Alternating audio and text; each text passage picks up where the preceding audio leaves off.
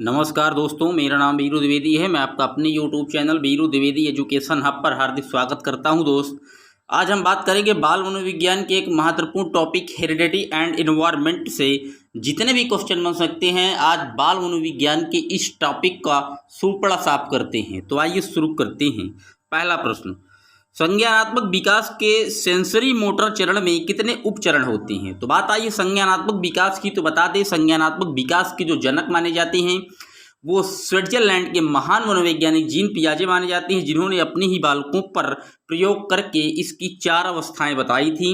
पहला होता है संवेदी गामक अवस्था, दूसरा होता है पूर्व संक्रियात्मक अवस्था, तीसरी होती है मूर्त संक्रियात्मक अवस्था और चौथी होती है औपचारिक अवस्था। तो जो संज्ञानात्मक का सेंसरी मोटर चरण है, ये पहले अवस्था की बात कर रहा है, यानी संवेदी पेशी को संवेदी अवस्था की, और इसके जो उपचरण होते हैं वो 6 होते हैं, जो इसका सी ऑप्शन है एकदम सही है, याद रखिएगा। बात करते हैं अपने अगले प्रश्न की। पियाजे ने विकास को नियंत्रित करने वाले जैविक कारकों को महत्व दिया, जबकि वाइगोत्स्की ने किसके महत्व का कारण क्या बताया है? तो वाइगोत्स्की जो जाने जाते हैं वो सामाजिक संपर्क के लिए जाने जाते हैं। बी ऑप्शन एकदम सही है, याद रखिएगा। अगर सामाजिक सांस्कृतिक सिद्धांत की बात आए तो वाइगोत्स्की, अगर सामाजिक अधिगम लिखा हो तो आप याद रखिएगा कनाडा के महान मनोवैज्ञानिक अल्बर्ट बंडूरा को, जो कि बेबी डॉल और जोकर पर प्रयोग किए थे और इन्होंने मॉडलिंग पर बल दिया था, याद रखिएगा।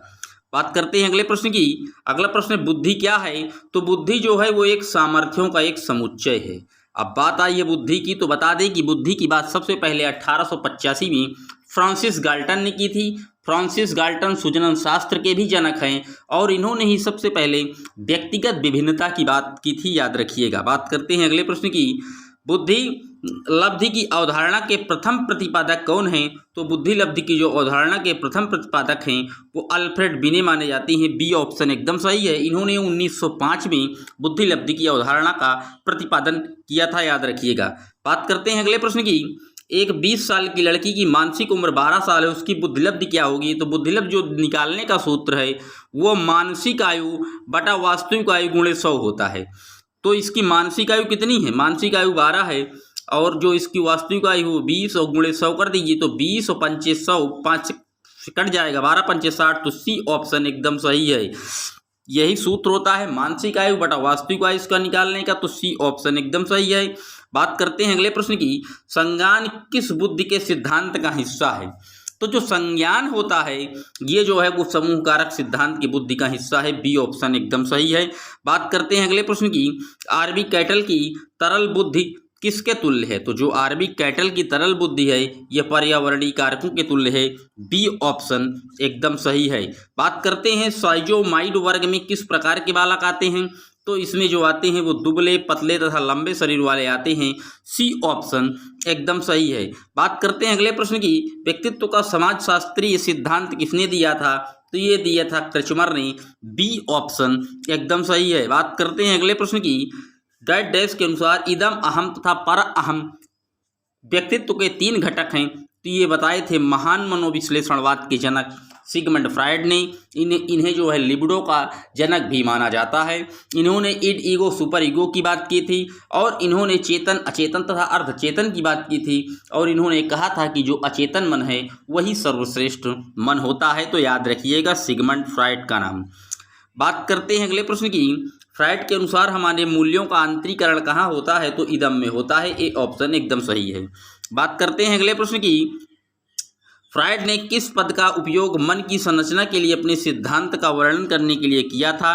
तो जो मन की संरचना के लिए किया था उन्होंने कहा था कि लिबिडो। सी ऑप्शन एकदम सही है, याद रखिएगा। बात करते हैं अगले प्रश्न की। मनोलैंगिक विकास की कौन सी अवस्था में बंध्याकरण या चिंता, कंस्ट्रेक्शन, एंजाइटी होती है? तो जो ये होती है सुसुप्ता लैटेंसी में। सी ऑप्शन एकदम सही है। बात करते हैं अगले प्रश्न की। समाज मिति विधि में सुपरस्टार कौन होता है? तो समाज मिति विधि में सुपरस्टार वो होता है जिसे बहुत से व्यक्ति, अधिकतर लोग पसंद करें और जिसे बहुयुग्मों द्वारा चुना जाए। सी ऑप्शन एकदम सही है। बात करते हैं अगले प्रश्न की। निम्नलिखित में से कौन व्यक्तित्व का प्रक्षेपी परीक्षण नहीं है? तो जो व्यक्तित्व का प्रक्षेपी परीक्षण नहीं है वो है 16 पीएफ परीक्षण, डी ऑप्शन एकदम सही है। बात करते हैं अगले प्रश्न की। अधिगम वकार में पठार बनता है, थकान के कारण बनता है अधिगम में पठार, सी ऑप्शन एकदम सही है। बात करते हैं अगले प्रश्न की।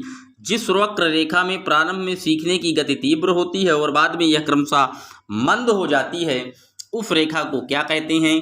तो उस रेखा को कहते हैं उन्नतोत्तर। इसका नाम ही है, पहले उन्नति हो रही है बाद में इसकी गति धीमी हो जाती है, तो ए ऑप्शन एकदम सही है। बात करते हैं अगले प्रश्न की। सीखने के पठार के निराकरण के लिए क्या नहीं करना चाहिए?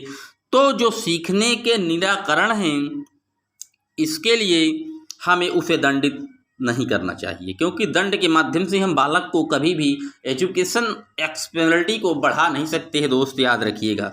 बात करते हैं अगले प्रश्न की। किसी शिक्षक को यदि यह लगता है कि उसका एक विद्यार्थी जो पहले विषय वस्तु को भली भांति सीख रहा था उसमें स्थिरता आ गई है, तो शिक्षक को क्या करना चाहिए? तो शिक्षक को जो है इसे सीखने की एक स्वाभाविक स्थिति मानना चाहिए, क्योंकि कभी कभी बालक जब पढ़ता है तो कुछ चीज़ें जल्दी सीख जाता है, कुछ धीमी गति से सीखता है, कभी स्थिरता आती, कभी फिर सीखने लगता है। तो ये एक उतार चढ़ाव जो है ये सीखने की एक स्वाभाविक गति होती है, याद रखिएगा। बात करते हैं अगले प्रश्न की। सीखने का वक्र, तो सीखने का जो वक्र है वो सीखने की प्रगति के सूचक हैं, ए ऑप्शन एकदम सही है। बात करते हैं अगले प्रश्न की। अधिगम वक्र में पठार दर्शाता है, तो जो अधिगम वर्ग में पठार है ये शून्य अथवा नगण्य सुधार को दर्शाता है, याद रखिएगा। बात करते हैं अगले प्रश्न की। अधिगम अनुभवों को इस प्रकार से आयोजित किया जाना चाहिए जिससे अधिगम को सार्थक बनाया जा सके। नीचे दिए गए अधिगम अनुभवों में कौन सा बच्चों के लिए सार्थक अधिगम को सुगम नहीं बनाता? तो अभी मैंने आपको बताया था कि जहाँ रटने पर बात की जाए तो वो गलत है, यहाँ केवल लिखा है केवल याद करने पर, यही ऑप्शन इसका सही है, क्योंकि यहाँ गलत पूछ रहा है। और रटना जो है वो एनसीएफ का उल्लंघन कर रहा है, क्योंकि एनसीएफ रटने पर बल नहीं देता, एनसीएफ सिर्फ करके सीखने पर बल देता है, याद रखिएगा। बात करते हैं अगले प्रश्न की। एक बालक कक्षा में सीखे गए गणित का उपयोग किसी अन्य विषयों के प्रश्न को हल करने में कर रहा है, तो जो ये है ये अधिगम का सकारात्मक स्थानांतरण है, ट्रांसफर ऑफ लर्निंग। जब एक ज्ञान का स्थानांतरण आप दूसरे विषयों को सीखने में कर लेते हैं तो वो सकारात्मक होता है, नहीं कर पाते हैं तो वो नकारात्मक कहलाता है, याद रखिएगा। जब पूर्व का अधिगम नई स्थितियों के सीखने को बिल्कुल प्रभावित नहीं करता, तो ये क्या है? तो ये ना प्रभावित जब नहीं करता, ना प्लस कर रहा है ना माइनस, तो ये क्या है? ये शून्य स्थानांतरण है, ए ऑप्शन एकदम सही है। एक बालक जो साइकिल चलाना जानता है मोटरसाइकिल चलाना सीख रहा है, तो साइकिल से मोटरसाइकिल यानी कि ऊपर जा रहा है, तो इसलिए ये ऊर्ध्व स्थानांतरण का उदाहरण है, बी ऑप्शन एकदम सही है, याद रखिएगा। सीखने की प्रक्रिया में सीखने का स्थानांतरण हो सकता है, तो सकारात्मक भी हो सकता है, नकारात्मक भी, शून्य भी, तो ये सभी हो सकते हैं, तो डी ऑप्शन एकदम सही है। अगर मेरे द्वारा उपलब्ध कराए जा रहे ये प्रश्नों की सीरीज आपको अच्छी लग रही है तो चैनल को ज़्यादा से ज़्यादा सब्सक्राइब और शेयर करें वीडियो को, ताकि ये वीडियो काफ़ी लोगों तक पहुँचे। और ये वीडियो आप देख रहे हैं ये सारे प्रश्न कहीं ना कहीं UP TET, C TET, DSSB super TET में आए हुए हैं। बात करते हैं अगले प्रश्न की। थॉर्नडाइक के उद्दीपक अनुक्रिया सिद्धांत एसआर थ्योरी में सीखने की प्रक्रिया में क्या महत्वपूर्ण नहीं है? तो जो सीखने की प्रक्रिया में महत्वपूर्ण नहीं है वो है क्रिया प्रसूत व्यवहार, ए ऑप्शन। बात करते हैं अगले प्रश्न की। निम्नलिखित में से कौन सा नियम थॉर्नडाइक के सीखने के गौड़ नियमों में शामिल नहीं है? तो जो सीखने के गौड़ नियमों में शामिल नहीं है वो है सादृश्यता का नियम, ए ऑप्शन। बात करते हैं अगले प्रश्न की। अधिगम प्रक्रिया उद्दीपन एवं डैश डैश के बीच की संगति है, तो जो अधिगम प्रक्रिया उद्दीपन एवं अनुक्रिया के बीच की संगति है, सी ऑप्शन एकदम सही है। बात करते हैं अगले प्रश्न की।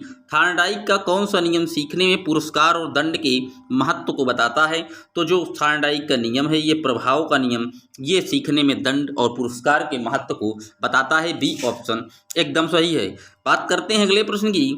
जब अध्यापक एक छात्र को सफलता का एहसास कराता है तो उपयोग कर रहा है थॉर्नडाइक के प्रभाव के नियम का उपयोग, याद रखिएगा, सी ऑप्शन एकदम सही है। बात करते हैं अगले प्रश्न की। एक कॉलेज जाने वाली लड़की ने फर्श पर कोट फेंकने की आदत डाल ली है।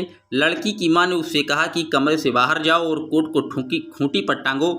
लड़की अगले बार घर में प्रवेश करती है, कोट को हाथ पर रखकर अलमारी की तरफ जाकर कोट को खूंटी पर टांग देती है। तो ये जो उदाहरण है ये उद्दीपन अनुक्रिया का उदाहरण है। बी ऑप्शन एकदम सही है। बात करते हैं आज के अगले प्रश्न की। सीखने का प्राथमिक मूलभूत नियम संबंधित है, तो जो सीखने का मूलभूत नियम संबंधित है वो तत्परता से संबंधित है। डी ऑप्शन एकदम सही है। बात करते हैं अगले प्रश्न की। जब एक बच्चा अतीत की समान परिस्थिति में की गई अनुक्रियाओं के आधार पर नई स्थिति के प्रति अनुक्रिया करता है तो ये सीखने से किससे संबंधित है? तो ये संबंधित है सीखने का सादृश्यता का नियम। डी ऑप्शन एकदम सही है। बात करते हैं अगले प्रश्न की। तत्परता का नियम अधिगम से डैश डैश पूर्व की आवश्यकता पर प्रकाश डालता है, तो ये अभ्यास पर प्रकाश डालता है, याद रखिएगा सी ऑप्शन सही है। बात करते हैं आज के अंतिम प्रश्न की। थॉर्नडाइक का सिद्धांत निम्न में से कौन सी श्रेणी में आता है? संज्ञानात्मक, व्यवहारात्मक, मनोविश्लेषणात्मक या इनमें से कोई नहीं? तो थॉर्नडाइक का जो सिद्धांत आता है किस कैटेगरी में आता है? इसका उत्तर आप कमेंट बॉक्स में लिखिएगा। ये क्वेश्चन आपको कैसे लगे ये भी कमेंट बॉक्स में लिखिएगा और वीडियो को ज़्यादा से ज़्यादा लोगों तक शेयर करिए ताकि कई लोग जुड़ सकें और इस तरह के प्रश्नों का आनंद ले सकें, लाभ उठा सकें। मिलते हैं एक और वीडियो में, तब तक के लिए जय हिंद, जय भारत।